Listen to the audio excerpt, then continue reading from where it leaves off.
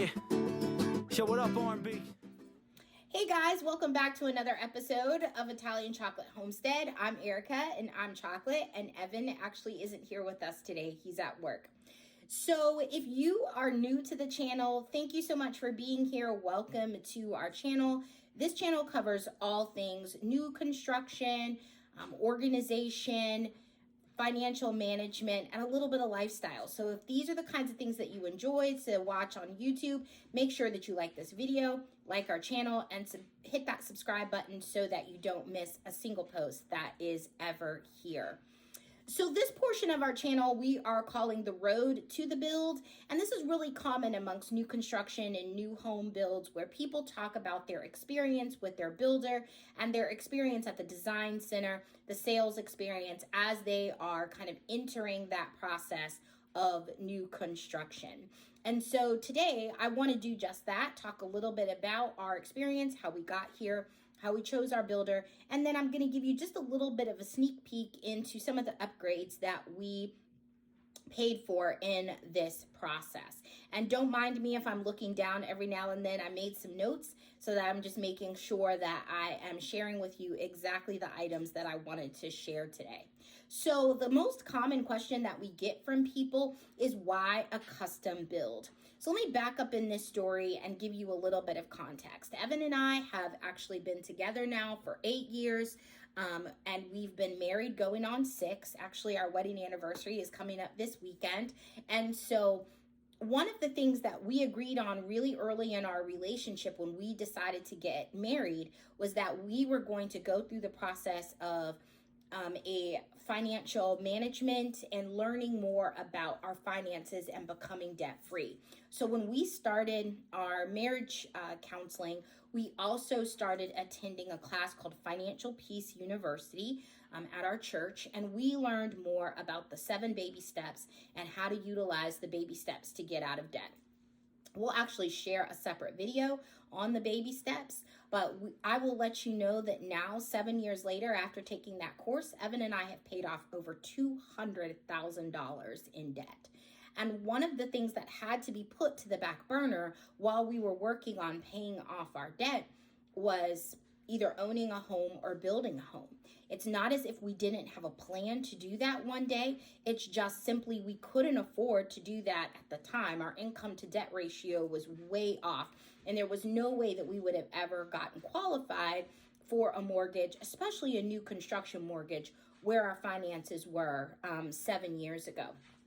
And so we've worked diligently. We have had additional jobs. We created additional income. We cut back our budget in ways that you would not believe. We have not gone on extravagant vacations. We have not done anything extravagant, really. We just had our heads down and we were grinding, trying to get through this process, and then also saving money because we knew we had other goals of things that we wanted to do. And so fast forward 7 years, here we are. We're now landowners. We purchased land first, and now we are entering the stage where we are breaking ground and starting the construction on our home. So it's just a very exciting time for us, and we have seen our hard work really come to fruition in the sacrifices that we have made. So we chose a custom build, or we chose to build as opposed to buying a standing home and upgrading that home, because when we started to go out and look at what was available to us from a standpoint of buying an existing home versus building a home, there just wasn't a lot of real estate that really spoke to the needs that we have. So I have some physical issues. I have cerebral palsy. I also have an autoimmune disorder. Both of these things are neurological. And so one of the things that is compromised is my balance. And so it was really, really important to us that we built a universal access home, something that was single level living and allowed me the ability to be able to minimize my trip hazards, but then also be able to utilize my home in ways that were most appropriate to me. And so there was no way that we were going to be able to look at a row home or a split level home or a 2-story home and put in the amount of money that it would take to really change that home into a space that we could use. And so we really settled pretty early on that we were going to have to do a custom build. So we got with our real estate agent, we found land. We actually purchased our land in cash outright. And then we started the process of closing the new construction loan separately of the land purchase that we made. And so we found our builder. Shout out to Wayne Homes. We love you guys so much. And one of the reasons, or two of the reasons why we settled on Wayne, number one, they had experience in universal access builds and were willing to work with us exactly in the spaces that we needed to tailor for my particular needs. And secondly, they're just really economical in their cost of building a custom home in the ways that we really needed it. We could have spent twice the amount of money with many other builders, but we were trying to keep ourselves within a budget, and Wayne allowed us to have the home of our dreams and to stay within our budget. So it was just really important for us to be able to do those things. So we went through the sales process actually during the COVID lockdown. So we weren't able to meet with our sales consultant in person. We did everything over Zoom and over the phone. She was amazing. We had a really, really good experience. And then we entered the phase of like the color meetings and our lot inspection right as the COVID lockdowns were starting to open up. And so in our first meeting, our first 3-hour meeting at the design center, we talked more about some of the structural changes that we had already discussed up front with our sales consultant in the process of signing our contract. So in this video today, I'm just going to cover the cost of those structural changes and talk a little bit about the changes that we made specifically to the house so that it could help me be able to live the independent life that I wanted to live now and 30 years from now as my mobility continues to shift and change. So the first thing we did was we shifted the entryway of the 3rd bedroom from the back hallway to the front foyer of the house. And actually that structural change did not cost us a penny at all. I mean, if you think about it, that bedroom needed a door. And so it didn't really matter in the grand scheme of things where we put the door. We simply just moved it because I planned to use that space as my home office. And so I wanted people to be able to enter that space from the front door and not have to maybe egress all the way into my house if they're just there for a client meeting or if they're purchasing product and there's somebody that I don't know well. Again, that didn't cost us anything. One of the first big investments that we made is we created a custom kitchen. So our house is loosely modeled off of one of Wayne's plans called the Providence 2. If you want to go to their website and check it out, I'll link it here in the video for you so that you can go and check it out. But do know that our house lays out extremely differently than what you would see of the Providence layout because we made so many custom changes. One of the initial things that we did was we absorbed the square footage of the original laundry room in the plan into our kitchen.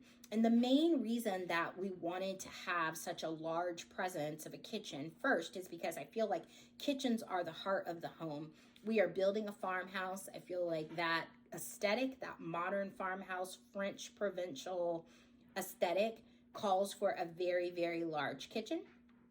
And so that was one of the reasons that we wanted to do it. Secondarily, though, it was very important to me that long term, I was able to still build a space where I could get in my kitchen and utilize my kitchen, even if I had to be on a cane or in a wheelchair at the time that I did it. So we needed to spread out things like the space between the island and the cabinets and make the kitchen just a little bit larger so that we could open all the doors, like open the refrigerator door, open the dishwasher door, open the stove door, and we're not creating any type of trip hazard or fall hazard.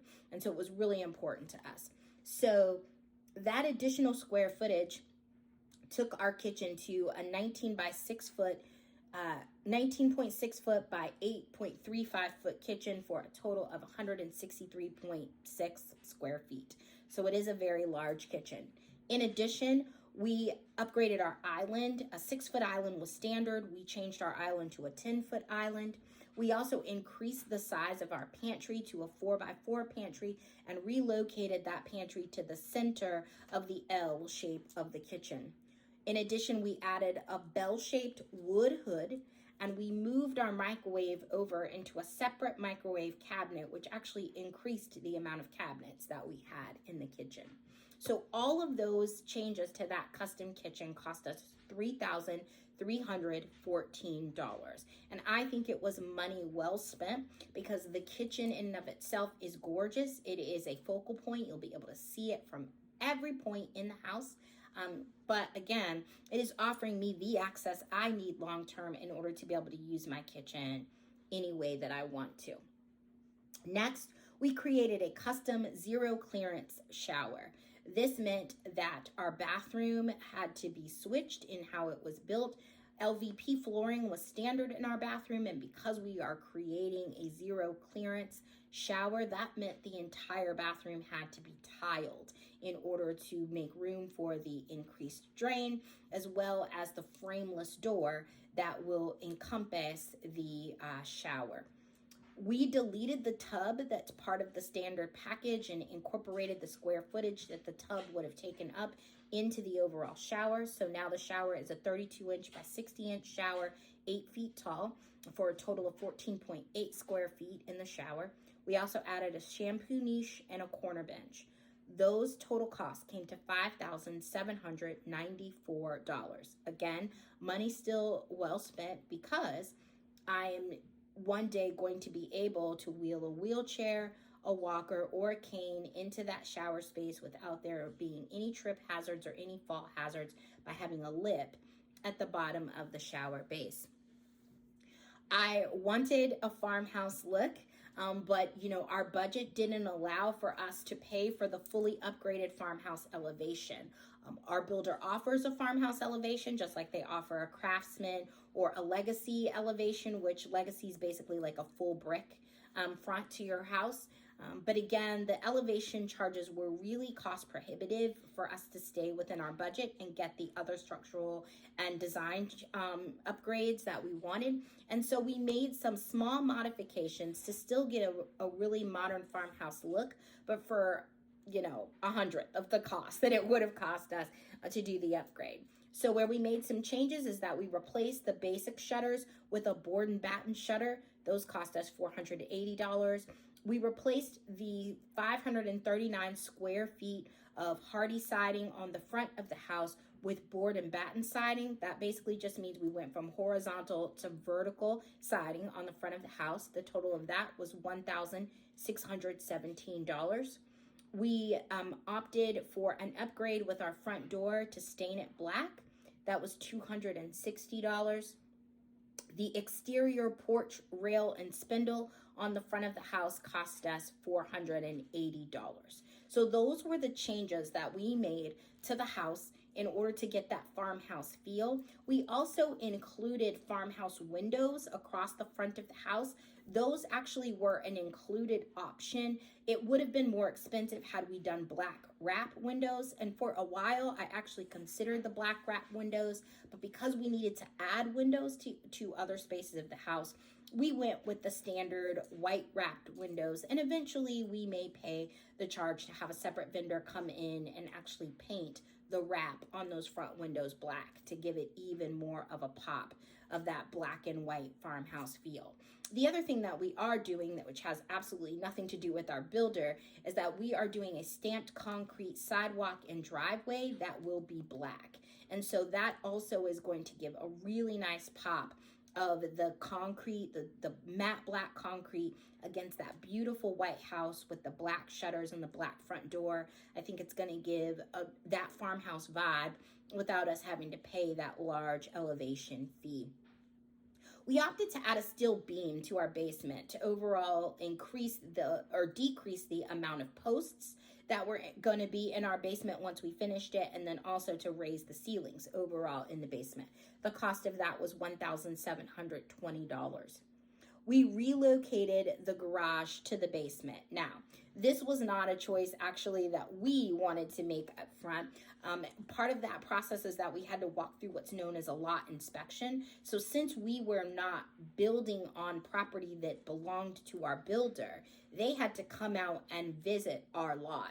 And so they send out a field coordinator to walk you through this lot inspection, and they meet with you and your excavator to talk about the options, what are needed. Do you need a retaining wall? Do you need a swale? Do you need, other things like how much grading has to be done on your lot? Like, they walk through a lot of things.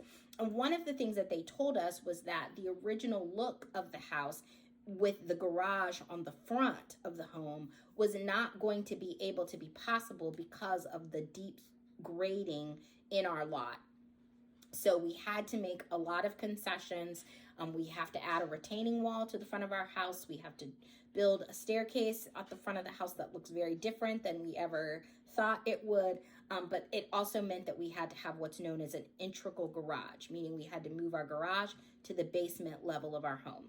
And that's okay, because ultimately what we're going to do at the end is bring in a third-party vendor to install a chairlift from the basement level to the main level of the home, so that I'm still able to get around without having to climb the internal staircase in the home.